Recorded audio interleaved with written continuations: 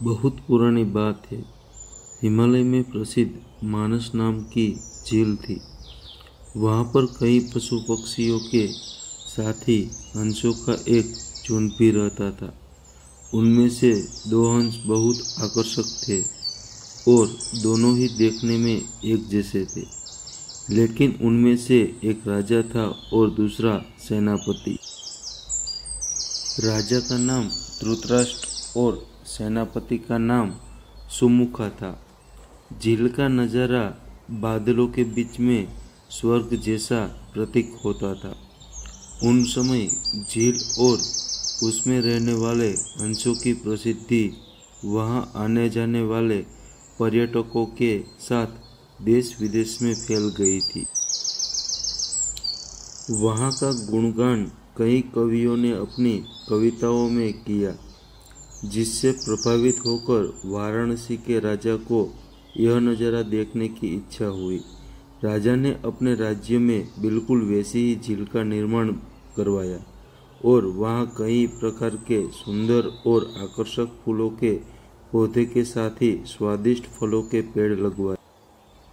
साथ ही विभिन्न प्रजाति के पशु पक्षियों की देखभाल और उनकी सुरक्षा की व्यवस्था का आदेश भी दिया।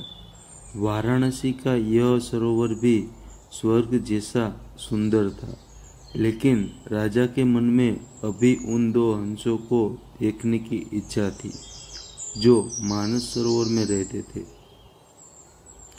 एक दिन मानस सरोवर के अन्य हंसों ने राजा के सामने वाराणसी के सरोवर जाने की इच्छा प्रकट की, लेकिन हंसों का राजा समझदार था।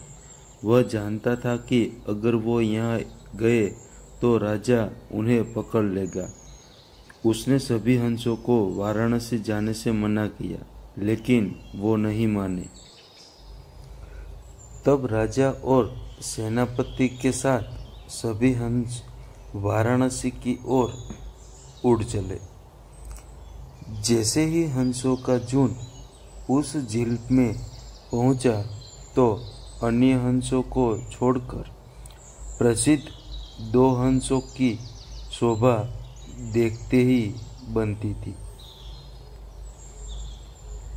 सोने की तरह चमकती उनकी चोंच सोने की तरह ही नजर आते। उनके पैर और बादलों से भी ज्यादा सफेद उनके पंख हर किसी को अपनी ओर आकर्षित कर रहे थे। हंसों के पहुंचने की खबर राजा को दी गई। उसने हंसों को पकड़ने के लिए जाल बिछाया गया। अगले दिन जब हंसों का राजा जागा और भ्रमण पर निकला तो वह जाल में फंस गया।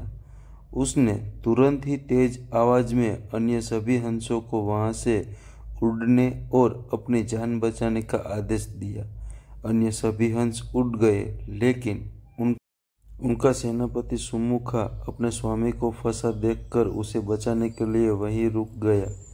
इस बीच हंसों को पकड़ने के लिए सैनिक वहां आ गया।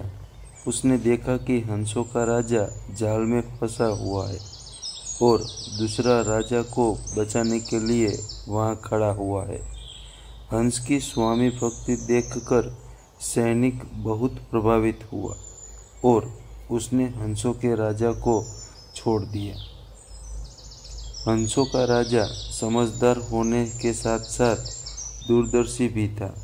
उसने सोचा कि अगर राजा को पता चलेगा कि सैनिक ने उसे छोड़ दिया है तो राजा इसे जरूर प्राणदंड देगा। तब उसने सैनिक से कहा कि आप हमें अपने राजा के पास ले चले।